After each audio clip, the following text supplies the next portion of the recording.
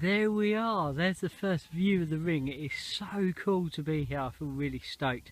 So there is the first view of the ring, and let me show you where we are. It's just so quiet, just the sound of sheep.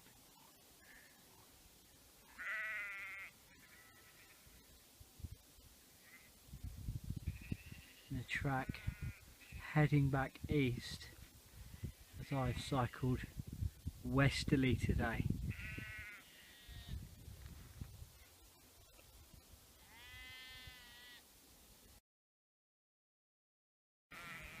So guys, there's some of the view, but let me just take you through a little bit of a wander around the ring, which is going to be my home for this evening. There's just a few people out cycling.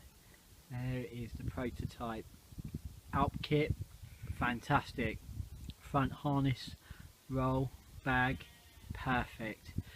Bike, beautiful. Story to that bike, and I'll share it as time goes on, but she is ready and the kit is ready. I'm carrying all the kit I would require for the Highlands, and comfortable, and to be honest, the Highlands are not going to be as challenging as the South Downs. You know, the climbs we're doing here is not as high as I will be doing on the Sustrange route that goes up through the Caledonian Canal. Not as challenging, believe it or not. So it's good to know that I'm in shape and the bike is too.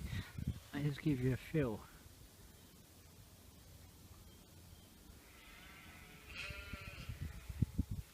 It's just so quiet other than the sound of sheep. It's just such a beautiful place. And this ring, I'm not going to walk all the way around, but this ring just, there's the view, spectacular.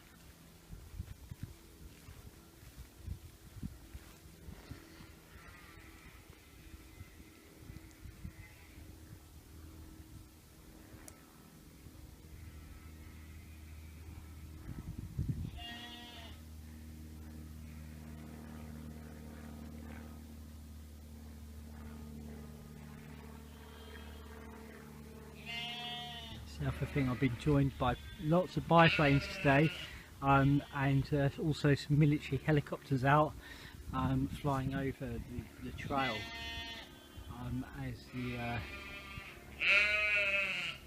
the event Royal Gurkhas are running.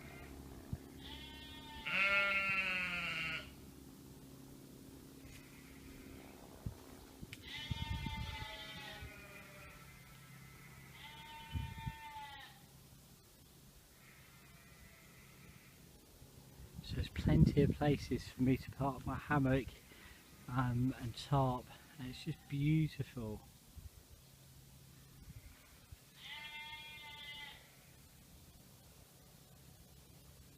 So guys, what I'm going to do is I'm going to put on a brew. Just take some time just to soak up being back here.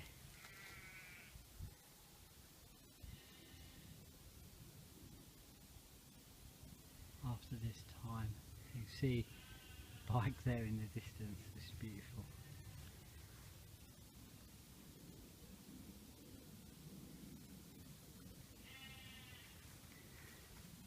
And I'll show you once we're all set up later today.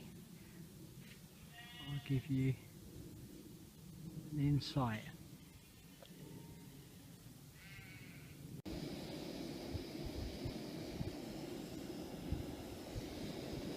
That is the sound of a cup of tea on its way. A nice brew. Once again, guys.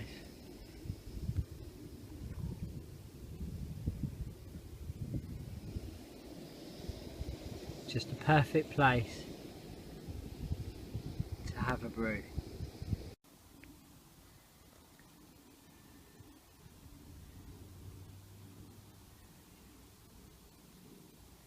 So guys, I have my hammock set up. What a room with a view, huh? And it is absolutely a beautiful evening. So we've got a hammock set up, my down jacket, a bivvy bag and a hammock set for a beautiful place to sleep, and there's the view. It's meant to be a dry night, fingers crossed, but I have a 100% waterproof bivvy bag there, so I'm not sure I'm going to set up my tarp because it is such a beautiful evening. It can all change, but it is 100% waterproof, so worst case is I just crawl into that bivvy bag, zip it up and ride it out. So I'm going to catch you all very, very soon.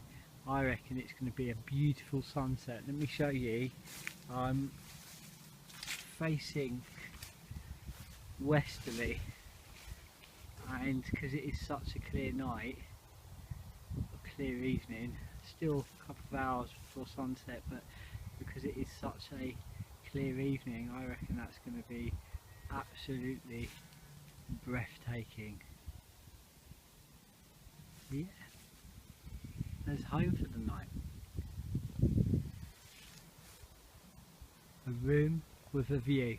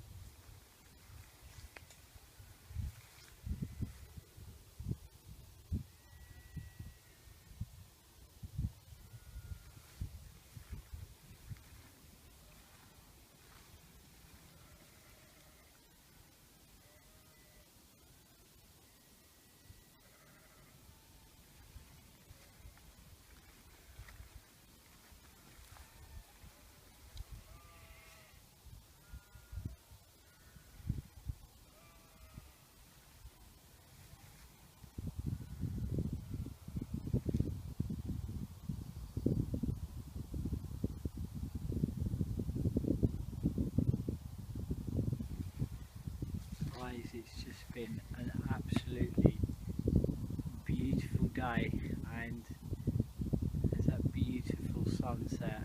It was such a special day. I feel so blessed to be here right now, and it's just wonderful to be able to share it with all of you. And believe me, it is such a magical evening. I just feel, I felt very emotional just sitting there, just watching that sun drop a little bit lower in the sky, looking out towards the west and the setting sun, and as I looked towards the south I could make out just a little bit a while ago some sailing boats out on the ocean.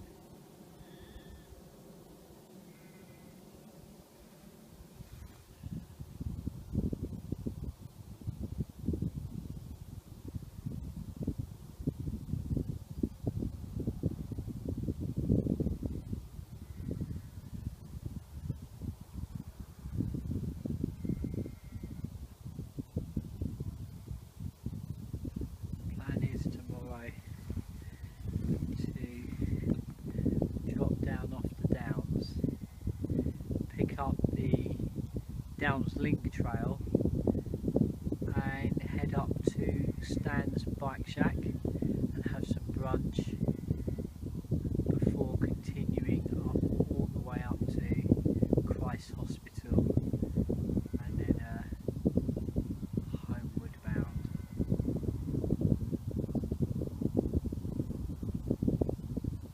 Just such a special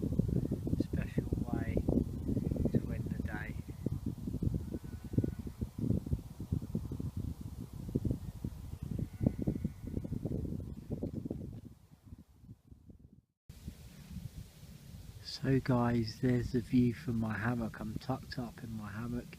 It's about 20 to 10 and the light's fading. Probably now's a really cool time to share some of the myths and legends of the ring. There's many of them, but some of them that have really kind of resonated with me is one in particular is many people have tried to count the trees surrounding the ring, and each time you count them and you walk around the ring you come up with a different number. And I can remember many years ago doing it with a few friends and all of us come up with a different number, so who knows. The other one is there's a trail that leads up from east to west, and it is the trail that I was filming earlier where I showed you the first sighting of the ring. And at a certain time of day, i.e. twilight, i.e. now, there is many people that have sighted a tall figure standing on the edge of the ring looking back towards the east with a long white beard and a long white cloak. Myth and story says that he's a druid that is in search of treasure and Saxon treasure. Some of the other stories are that there was a Roman sacred space here, like a Roman shrine. The Romans early on, a lot of them, a lot of their tradition and beliefs were based on or parallel to pagan. I've always felt really comfortable here. There are people that have said that they felt very uncomfortable. I've always felt really comfortable. I felt presences up here for sure, and tonight is going to be my first night of staying up here in a long time, and I'm just sleeping in a hammock, so I'm quite open to the elements, open to the space around me. I'm not sleeping in a tent. A tent you get a sense of a little bit more kind of security, I guess, because you've got kind of those walls around you. But you know what, I feel really comfortable. I feel really peaceful. I feel really held here, to be honest with you. But I do find it a hugely fascinating place. A place that is full of lots of intrigue. I mean, you can research it. Apparently there's been UFOs sighted here.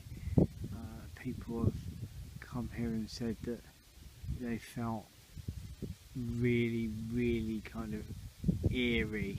I don't get that sense of eeriness. One of the other sayings or myths and stories is no animals live within the ring. Earlier today this place was full of sheep, and as it's got dark they've all left. You can't hear them anymore, so I think that's quite fascinating. Anyway, I'll be seeing you all in the morning. Sweet dreams. Night night.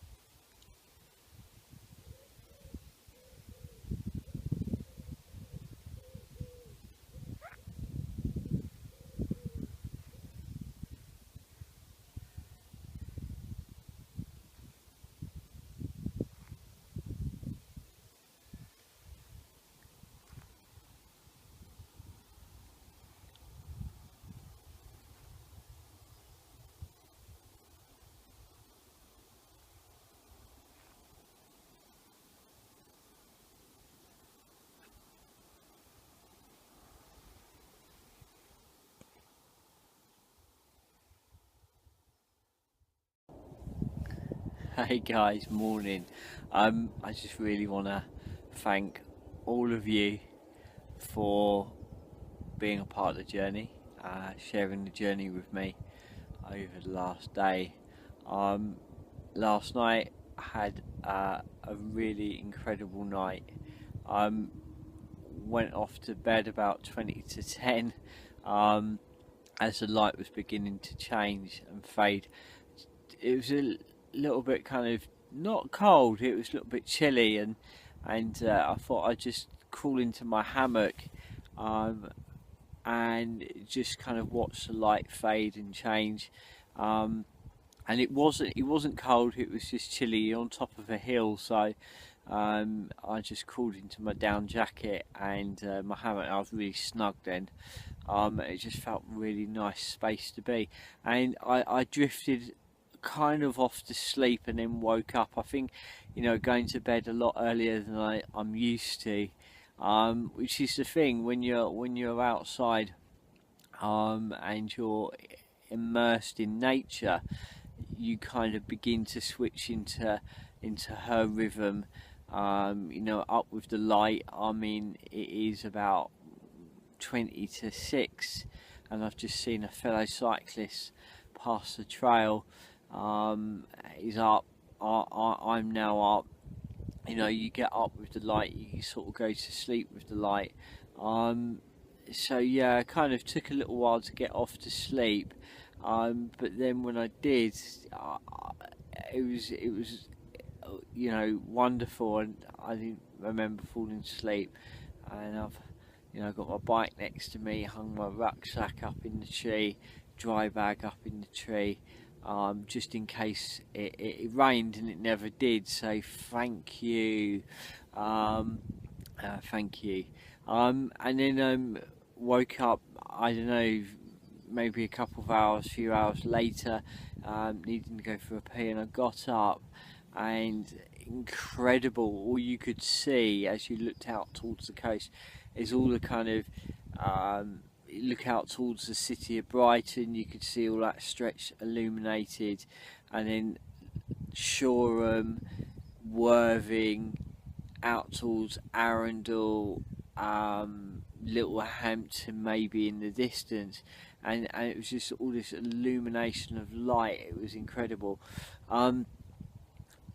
And I just thought, wow, I felt very, very blessed again to be here. And then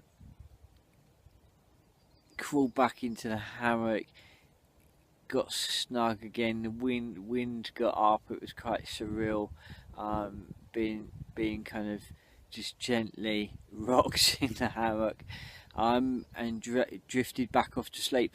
Woke up with a bright light, and the moon had rose, and for a good while I just watched the moon just continue to rise. And it wasn't full, but it wasn't far off of it. It's only a few days ago, and it was really bright, and just such a clear sky. And the whole of this area, all the trees were bathed in silver moonlight. So when people ask me why I do what I do, that is absolutely one of the reasons. And it's also the sense of sharing the journey with people, the people you meet. My health has absolutely completely been transformed from this. My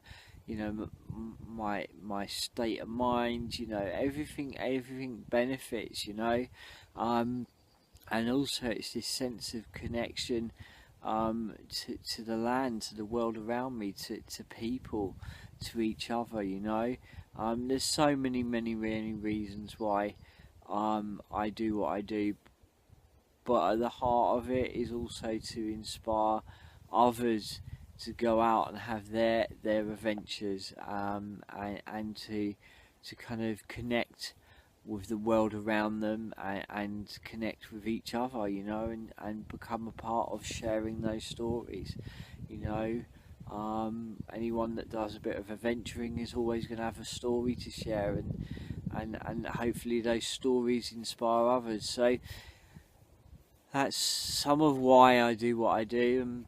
I look forward to a time where one day I'll be able to bring my little boy here and maybe share a story with him too. Um, yeah, fantastic. Well, it's very early in the morning.